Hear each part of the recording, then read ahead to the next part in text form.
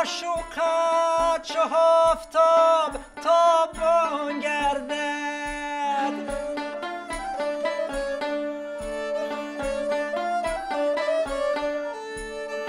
عاشق به مثال ذره گردان گردد.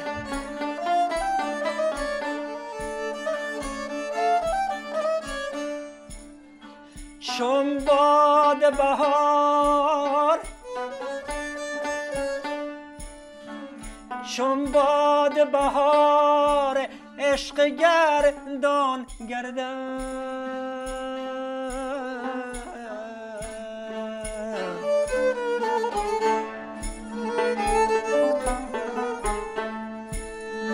هر شاخه که سبز هست رقصان رقصان گردد.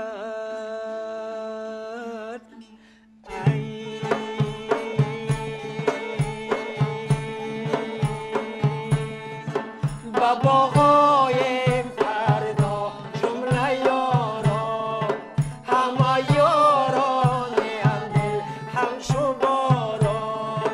با باغای فردا جمله یاران، همه یاران همدل همچو باران.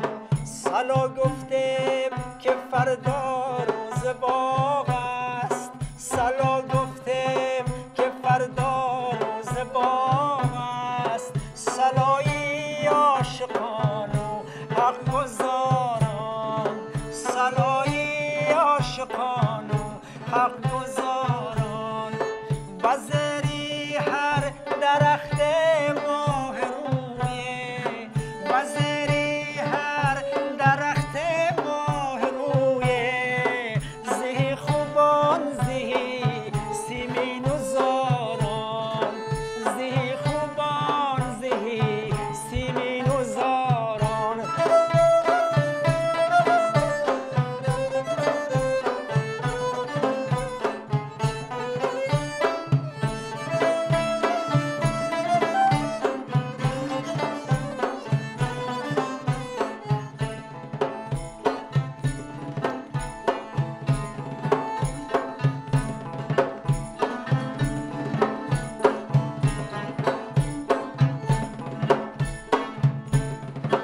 نبینی سبزه را با گل سعودی،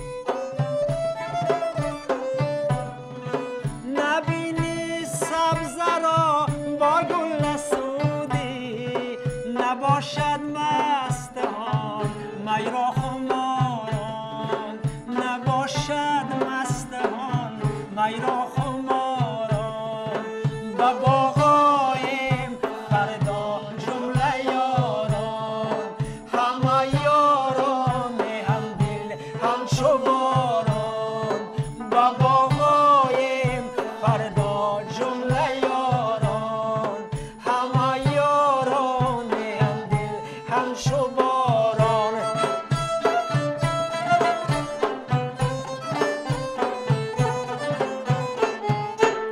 شهر است پر ظریفان از هر طرف نگاره، یاران سنای عشق است گر میکنید کاره. شهر است پر ظریفان از هر طرف نگاره، شهر است پر ظریفان از هر طرف نگاره. یاران سنای عشق است گر میکنید کاره، یاران سنای عشق است گر میکنید کاره. چشم فلک نبیند زین طرفه در جوانه، چشم فلک نبیند زین طرفه در جوانه. در دست کس نیفتد زین خوب در شکاره، در دست کس نیفتد زین خوب در شکاره. شهر است پر ظریفان از هر طرف نگاره، ای شهر است پر ظریفان از هر طرف نگاره. در بوستان حریفان بنشستن و لب و گل، در بوستان حریفان بنشستن و لب و گل. هر یک گرفته جامه با یاد روی یاره، هر یک گرفته جامه با یاد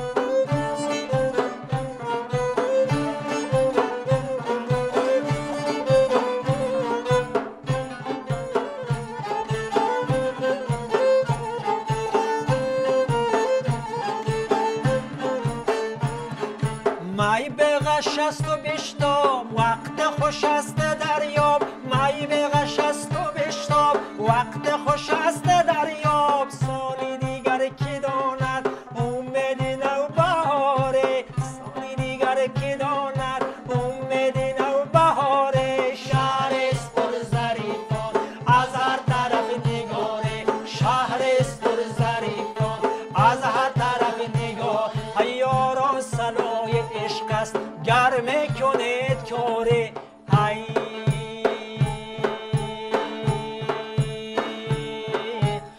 مرغ دلم باز پریدن گرفت توتی جوقن شریدن گرفت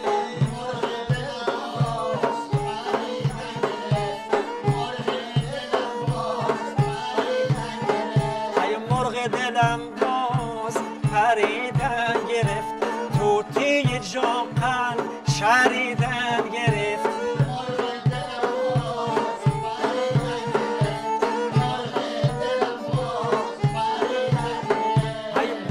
سبا باز وزان شد ببار باد سبا باز وزان شد ببار بر گل و گلزار وزیدن گرفت بر گل و گلزار وزیدن گرفت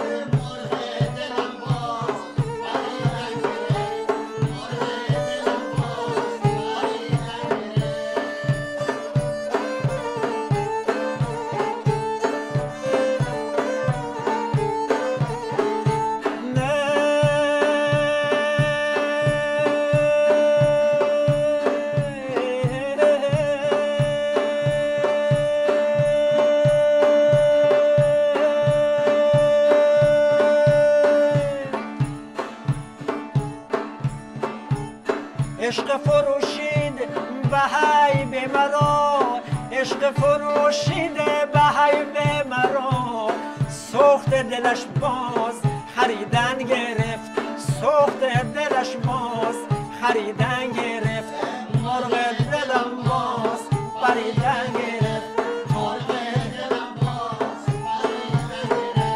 توتی جوقن شریدن گرفت توتی جوقن شریدن گرفت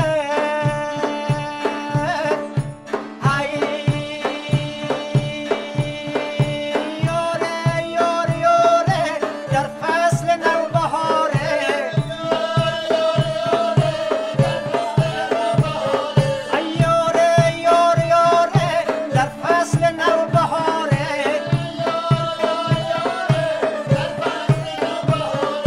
جان بهارم عشق کیمه های نگاره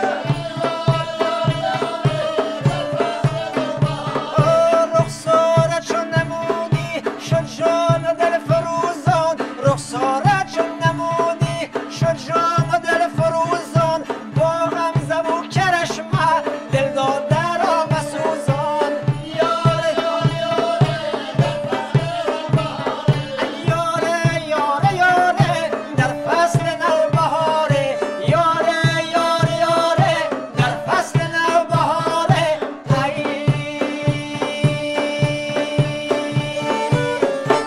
درود دوستان عزیز و ارجمند، برنامه گنجور است و ما در حلقه هنرمندان محبوب از گروه سما حضور داریم. گروهی که واقعا با سرودهای جذاب و فوق‌العاده خود به دل مردم را یافتند و رهبری گروه مذکور شنبه محمد گمینوف هستند و من میخواستم که در ابتدای برنامه یک کمی درباره گروه خود برای ما معلومات دهید. خب چه انگیزه بود، از کجا شما خواستید که همین گونه گروه تأسیس دهید؟ ایام بهار است، گل و گلشکوفی است، ایام نوجوانی است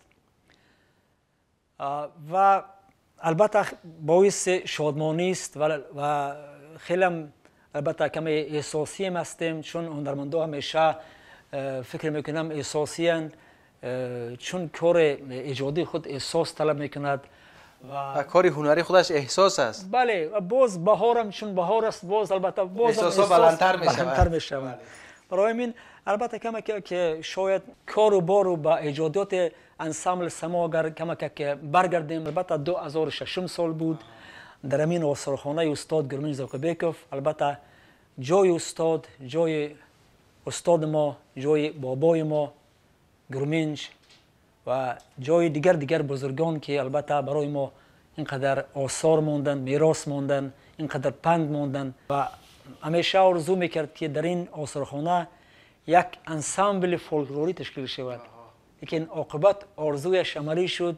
ماه اوگوست 2006 ما انسامبل سما رو تأسیس داده. واقعا یک گروه خیلی خوب است، چون از مجموعی فولکلور و سرودهای مردمی بدخشان گرفته شده است فعالیت شما و واقعا سرودهایی که ایجاد میکنید، کارهایی که شما پیشنهاد میکنید تفاوت دارن و خیلی غیریادی هم هستن. بیشتر شما به فولکلور کدام منطقه بدخشان رجوع میکنید؟ بیشتر از کدام فولکلور اونجا شما دسترسی میکنید؟ خیلی البته نشون میبینیم که ساز در دست استاد غلامشاه است، دف یعنی استاد ایرگش مینوازن، رباب کامران مینوازن. کامران پسر شما است؟ بله، کامران شاگرد ما است. البته یعنی با تازگی پیوست به گروه.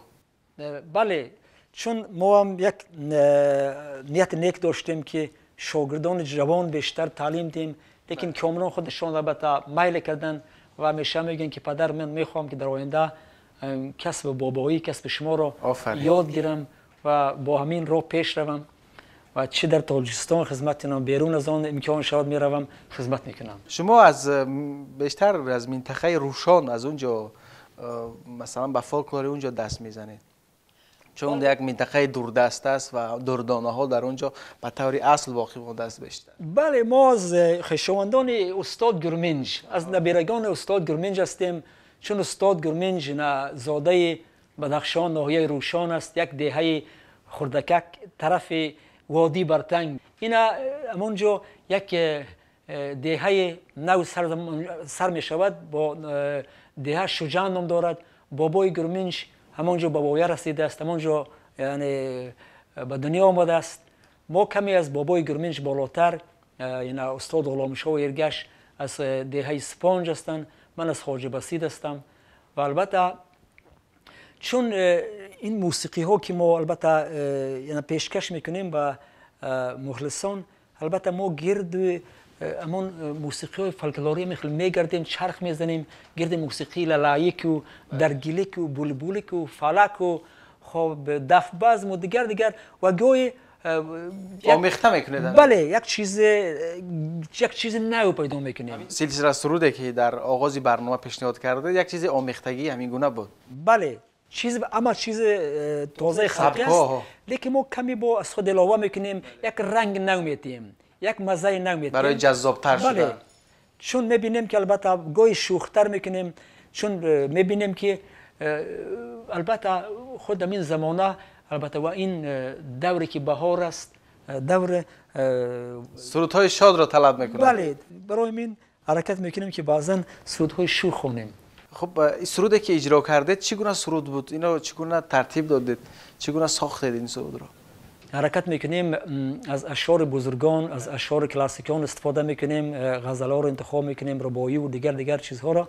بیشتر ما توجه میکنیم به سخن‌های اینا جلال الدین بلخی، بیشتر از مولانا، بله، سعدی شیرازی، حافظ شیرازی، خب ناصر خسرو، فردوسی، عموما همه کلاسیکان فارسی و تاجیک استفاده میکنیم و همچنین دیگر باز به اشعار یعنی شاعران امروزه هم البته حرکت میکنیم که با شاعران معاصر هم یعنی همکاری میکنیم. به باغ آییم فردا جمله یاران، همه یاران هم دل همچو باران.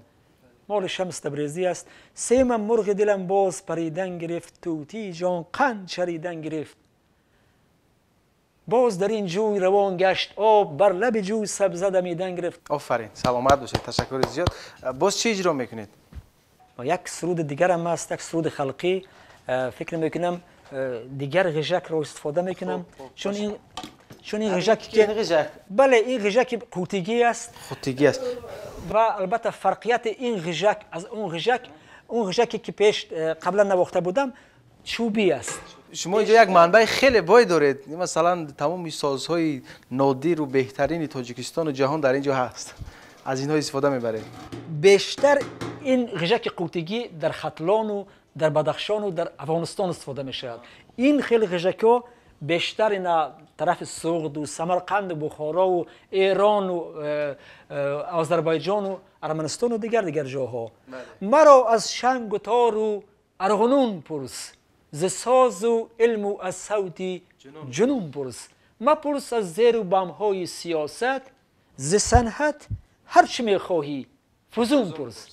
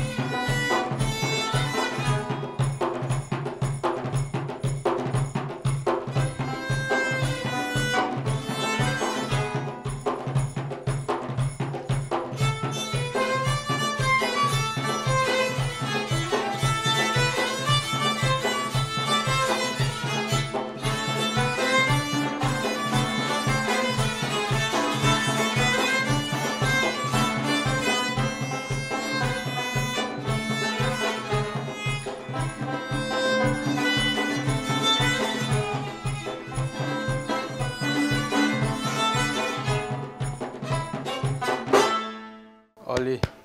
شما موسیقی اجرا کردید؟ بله. چی موسیقی بود؟ یک موسیقی شوخ یعنی عشقی. عشقی. بله خلقی بود. خلقی بود. لیکن با کمک تکمیلات. بله. چی موسیقی بود؟ این را کجا شنیدید؟ از کجا شما این را نسخه بردید؟ خیلی یک فکر میکنم این شاید 15 سال پیش بود یک موسیقی خلقی را شنیدم و همون یک قسمت همون موسیقی را گرفتم تکمیل دادم. لعل لبت همچو قند همیشه می شود. لعل لبت همچو قند دل برکی قد بلند، لعل لبت همچو قند دل برکی قد، ای تو کی مرا بی ناز مکن خود، ای لعل لبت همچو قند دل برکی قد، ای تو کی مرا بی ناز مکن خود، یک نازنین بابام است او را بپرس شنام است، عاشقی او کدام است بچه به او غلام است، یک نازنین بابام است او را بپرس شنام است، عاشقی او کدام است بچه به او غلام است، لعل لبت همچو قند تا کی مرا بی ناز مکن خود، ای تا کی مرا بی ناز مکن ناز مکن ناز.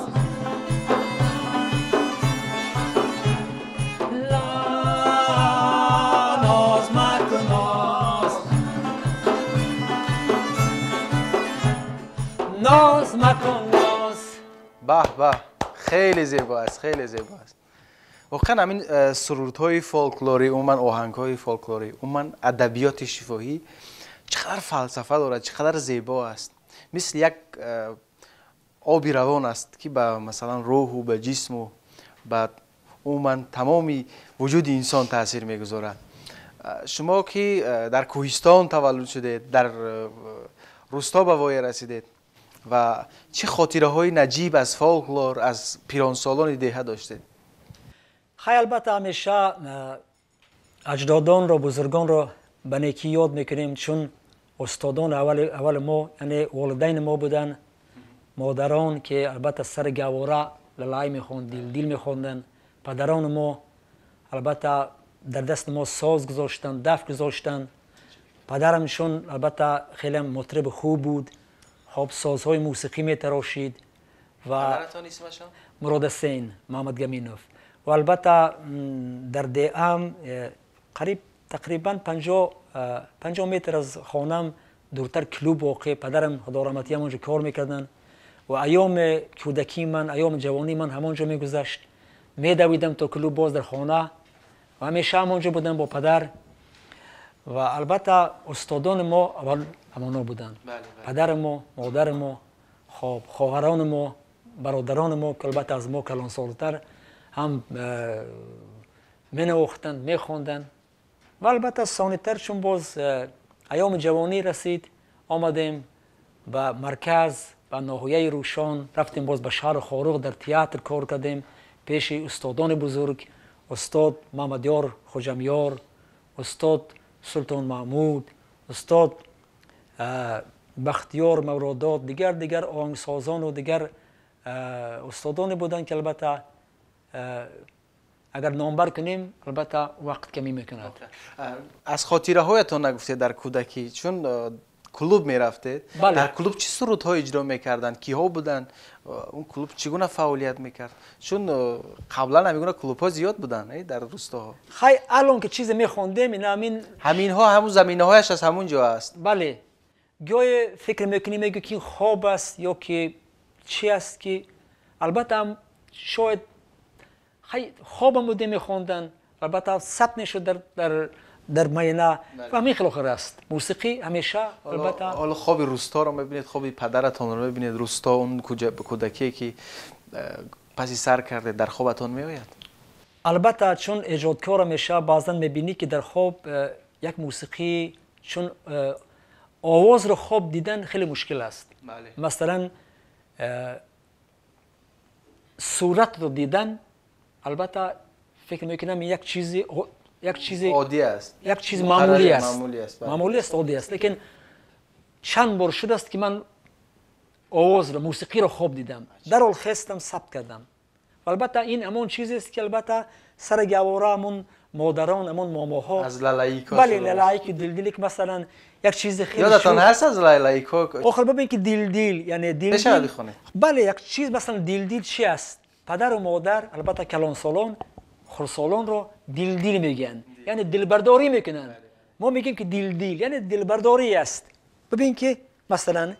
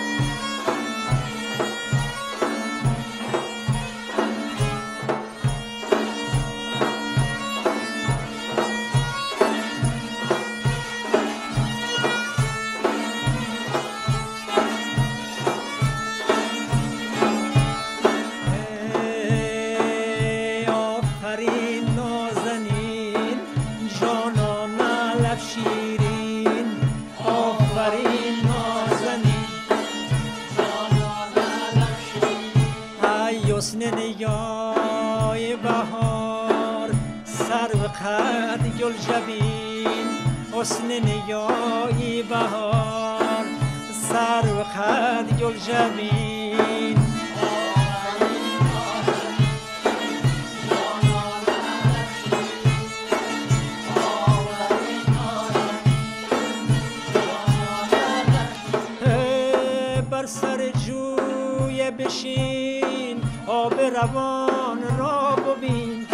بر سر جوی بشین آب روان را ببین نرگس ناز آفرین لخت دل فروردین آفرین نازنین جانان لب شیرین آفرین نازنین جانان لب شیرین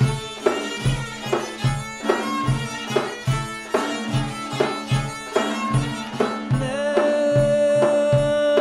مجم به تکر درد اون برومید سه برگرد مجم به تکر درد اون برومید سه برگرد پسم کردم چون نغمه ام جدم صد خرمنه آفرین نازنین جانان لب شیرین آفرین نازنین جانان لب شیرین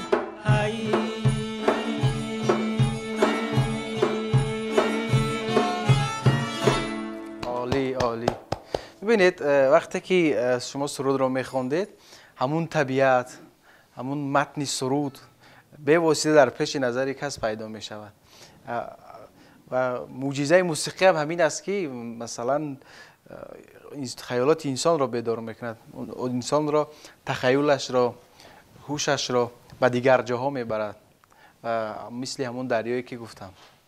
بله واقعا من میدونم که همون گنجینه سرودهای شما خیلی زیاد است چون شما یک فولکلوری زیاد را فرا گرفته اید و سرودهای زیادی را حفظ کرده اید و همیشه میخواهید که یک چیزای غیر عادی و تازه بخوانید. بله و این هم از همون دلیلش اون است که زیاد کار میکنید با بچه ها در اینجا. خیلی البته به مشق به کار پیشرفت نیست. باید جوانا برای جوانان یک شاید این یک درس شود. ما هم همیشه حال شاگرد هستیم جویای استادان هستیم همیشه میخواهیم که با زیاد استادان شینیم از استادان درس گیریم و باز برای نوجوان ها گفتنیم که بیشتر مشق کنن بیشتر کار کنن جستجو کنن چون کار ایجادی همیشه جستجو است و حرکت کنن چیزی که آموختن بعد آن البته یک چیز نو پیدا می شود. و همین گروه شما فولکلور تاجیک را موسیقی اصیلی تاجیک را بیرون از مرز زیاد معرفی کرده است. شما در دولت‌های اروپایی هم بودید نه؟ بله زیاد بودیم.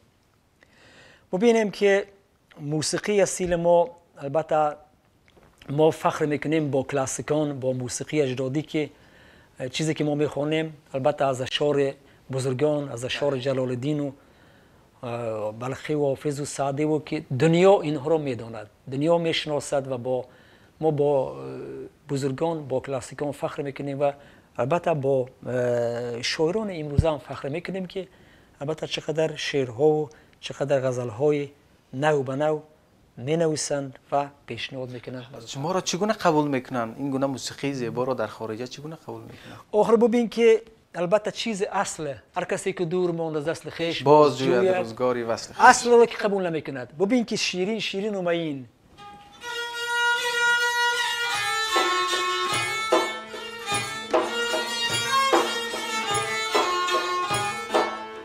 وقتی که ما همین سرودها را در تالار میخوندیم تالار قطعی ما میخوند با وجد میومد میخوند بعضا ما وای میکردیم که بعض سخنها رو پیشگی میگفتیم مثلا یعنی در وسط سازهای موسیقی است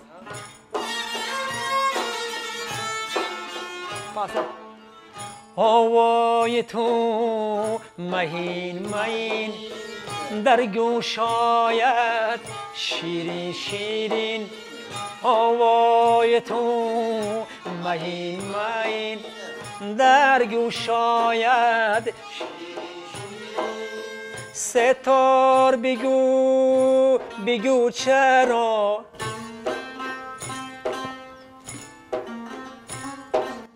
غجک بگو بگو چرا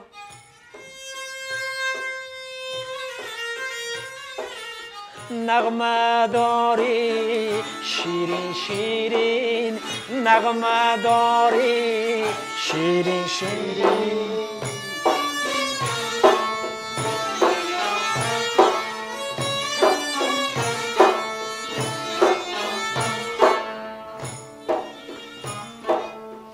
لالایی که در گیلی که فلک بخوان دیل دیل که لالایی که در گیلی که فلک بخوان دیل دیل که دیل دیل که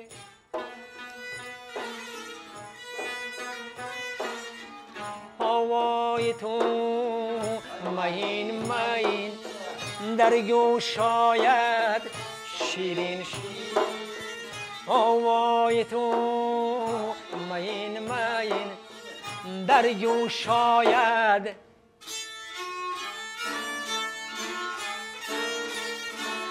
شیرین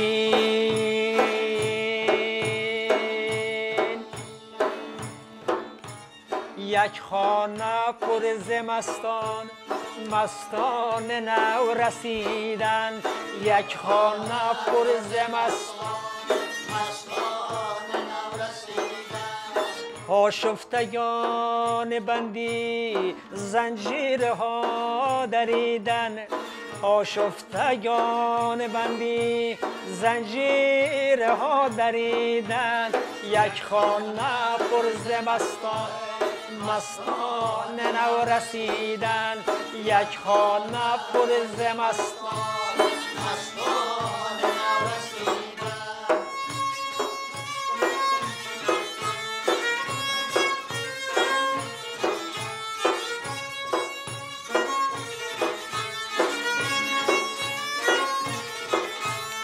جانهای جمله مستان دلهای دل پرستان جانهای جمله مستان دلهای دل پرستان ناگه قفس شکستند چون مرغ ها فریدن ناگه قفس شکستند چون مرغ ها فریدن یک خانه پر ز مستان مستان نو رسیدن یک خانه پر ز مستان مستان نو رسیدن های